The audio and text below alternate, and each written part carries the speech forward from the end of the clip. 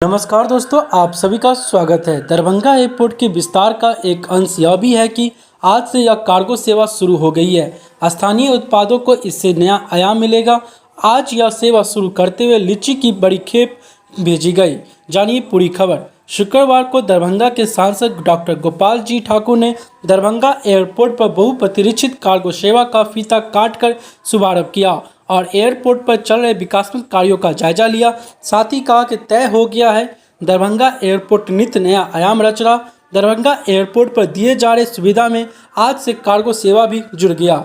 आज मिथिला के क्षेत्र में कृषक भाइयों के लिए ऐतिहासिक दिन है।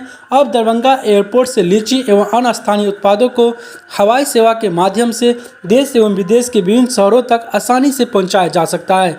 आज कार्गोस के माध्यम से लीची की पहली खेप भेजी गई है और आने वाले दिनों में अन्य उत्पादों को भी आसानी से ट्रांसपोर्ट किया जाएगा।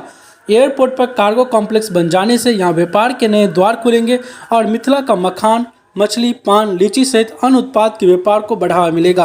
पिछले वर्ष दरभंगा एयरपोर्ट से मात्र 35 टन लीची का ट्रांसपोर्ट किया गया था, लेकिन अब इस कार्गो कॉम्प्लेक्स के बन जाने के बाद सिर्फ 150 से 200 टन लीची के ट्रांसपोर्ट किया जाएगा।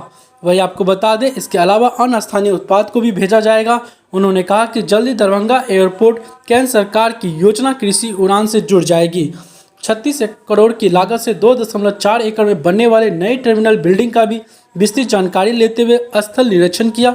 उन्होंने कहा कि इस नए टर्मिनल बिल्डिंग के बन जाने के बाद यात्रियों को सुविधा होगी।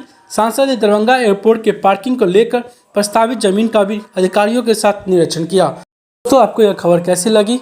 दरभंगा एयरपोर्ट से कार्गो सेवा की शुरुआत कर गई, जिससे मिथिला के मखान, पान और भी इत्यादि चीज़ों को बढ़ावा मिल सकता है। तो आप हमें कमेंट से बताएं यह खबर सुनकर आपको किस तरह से अनुभव हुआ।